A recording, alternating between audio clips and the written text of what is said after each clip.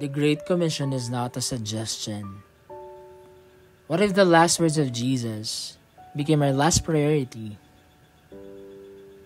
We call him Lord, but sometimes we treat his command like a suggestion. Go and make disciples of all nations.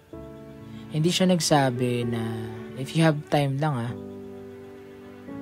or if you feel confident enough, then go. He just said, go.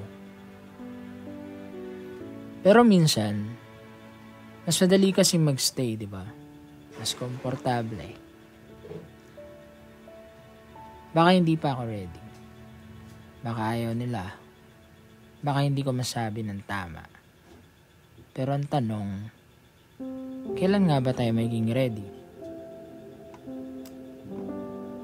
The Great Commission was never about perfection. It's about obedience. Obedience kahit nanginginig. Obedience kahit kinakabahan. Obedience dahil mahal natin si Jesus. Ang totoo, hindi niya tayo tinawag kasi magaling tayo. Tinawag niya tayo kasi siya yung magaling at gagamitin niya tayo. He didn't ask for ability. He asked for availability. The Great Commission is not a ministry job description. It's the heartbeat of every believer. Kung follower tayo ni Christ, then His mission is our mission. Sabi sa Matthew 28:19-20, Go therefore and make disciples of all nations, teaching them to observe all things that I have commanded you.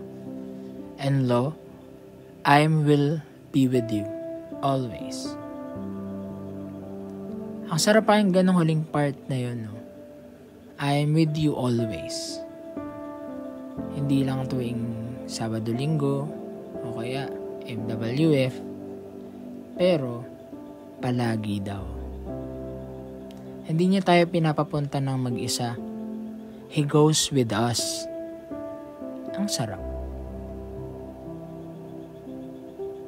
Kaya kapag natatakot ka, kapag feeling mo hindi mo kaya, alalahanin mo, this isn't just your mission.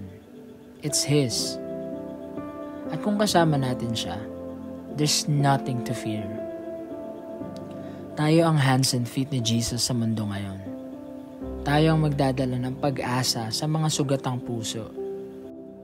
Tayo ang magsasabi sa mundo, si Jesus ay buhay. So maybe, this is your reminder today. Stop waiting for a sign. The command is the sign. We don't need another confirmation. We just need to say, yes, Lord, I'm in. Because when Jesus said go, He meant all of us. Not some, not few, all. So come on. Tayo. Let's stop treating the Great Commission as an option and start living it as our mission. Pray tayo. Lord, salamat po sa paalala na ang utos mo ay hindi suggestion. Tulungan mo akong sumunod kahit natatakot. Magtiwala kahit di sigurado. At mag-grow kahit gusto ko mag-stay. Use me, Lord, sa bawat kwento, bawat kausap, para madala ko sila sa iyo. In Jesus' name we pray. Amen.